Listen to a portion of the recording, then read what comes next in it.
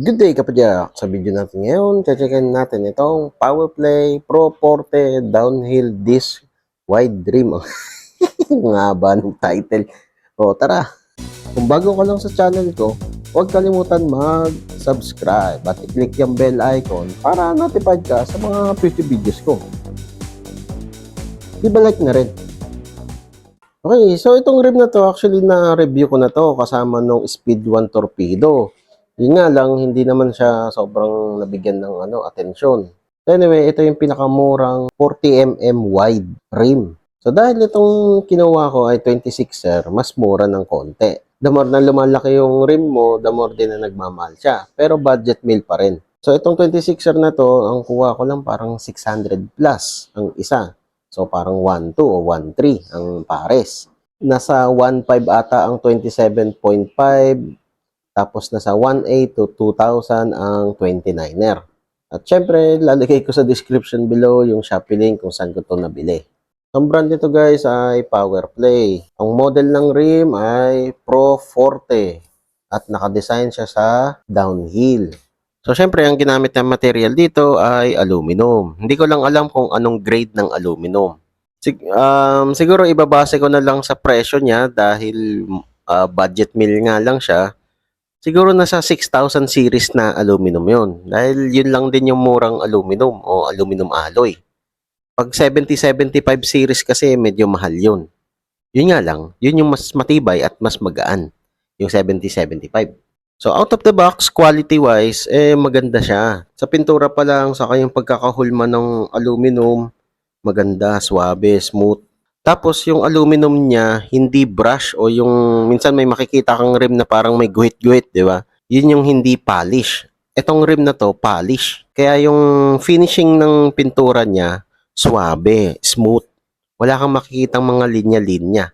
Ang maganda pa dito, yung finishing ng pintura. Hindi to matte. Pag matte kasi, halos wala ng reflection yon. Flat black lang yon. Ito, hindi. Ano siya? Para siyang satin finish.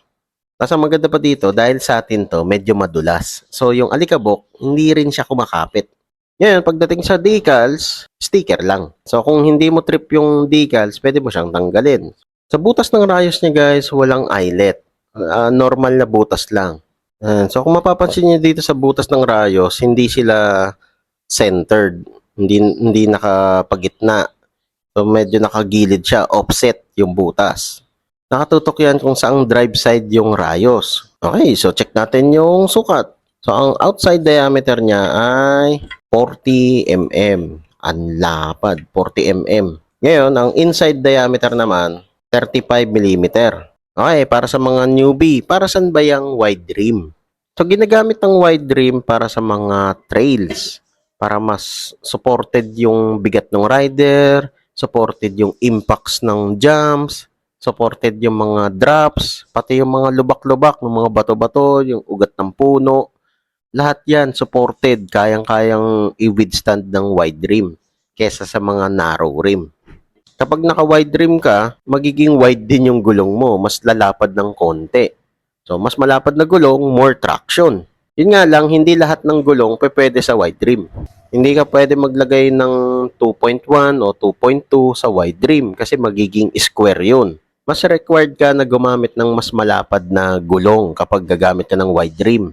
Katulad ng 2.3, 2.35, 2.4 hanggang pataas ng pataas hanggang mapunta sa plus tire o 3.0. Para yung tire profile ng gulong mo, bilog pa rin ng konti. Hindi siya magiging square. Kapag naging square kasi yung tire profile mo, mas mahirapan kang lumiko. Sige, try mo mag-banking ng square yung gulong. Di ba? Okay, so para mas ma-imagine nyo kung gaano siya kalapad, so gagamit tayo ng barya. So start tayo sa 20 pesos na barya. Yan o, may space po. Ganyan siya kalapad guys. Actually, pag pinagpatong ko nga yung dalawa kong daliri, kasya eh. Oh. Okay, so lastly, i-check natin yung timbang niya. Ang timbang niya ay around 615 grams ang isa. Wow, mabigat. Yan talaga, wide rim eh. More material, more weight. Okay, so ganito naman siya kapag buo na siya, kapag nakakabit na sa hub. Ayan o. Nice. Yun nga lang, hindi ko pa nalagyan ng gulong kasi kailangan pa nito i-sentro. Okay, so final verdict, out of the box. Sulit ba siya bilhin? Masasabi ko dyan, oo naman, sobrang sulit. Lalo na kung gusto mo yung forma niya or gusto mo mag-try, mag-enduro, mag-trails, mag-downhill na medyo budget meal lang yung kaya. Ito na yung pinaka-budget meal 40mm wide rim na makikita mo sa market.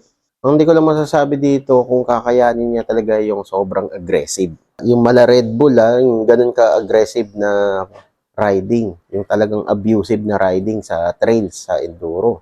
So yun guys, ang out of the box review ko dito kay Powerplay Pro Forte. So, kung nagustuhan mo tong video na to, leave a like. O kung may katanungan ka pa, kung may gusto kang idagdag, comment down below lang.